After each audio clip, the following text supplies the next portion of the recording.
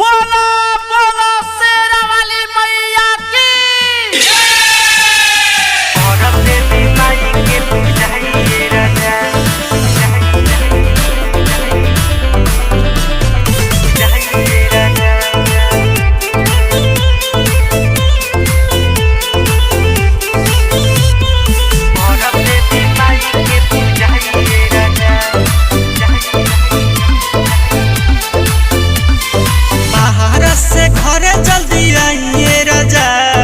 तोरा बसो माई के पूजाइए राजा बाहर से घरे जल्दी आइए राजा तोरा बसो माई के पूजाइए राजा नारियल चुनरी फूलवा के डाली आरती के थाली लेके आइए राजा बाहर से जल्दी घरे आइए राजा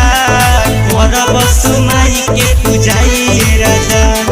बाहर से जल्दी घरे आइए राजा गौरव देवी माई के पूजाइए राजा और अपने माई के पूजाइए राजा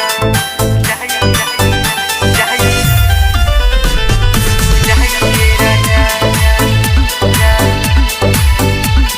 और अपने माई के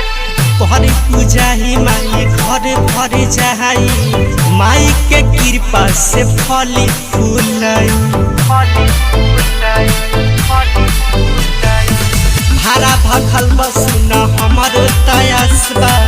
गोदी में ललनवा दिहे पूरा विश्वास बा माई महारानिया के पूजा जहनिया हर घरे माई के पूजाई होला बाहर से घर जल्दी आइए राजा गौरव देवी माई के पूजाइए राजा बाहर से घर जल्दी आइए राजा गौरव माई के पूजाइए राजा और अपने माई के पूजाइए राजा पूजाइए राजा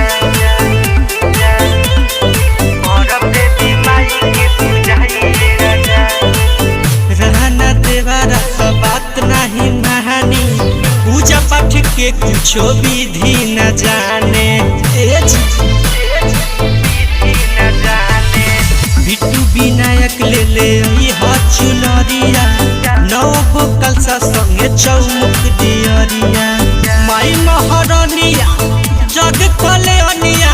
सात बहिन के बोलाइए राजा बाहर से घर जल्दी आइए राजा घर देवी माई के पूजाइए राजा बाहर से घर जल्दी आइए राजा घर बसु माई के पूजाइए राजा जल्दी से आई जी। Recording by Race Music Studio, Chakia.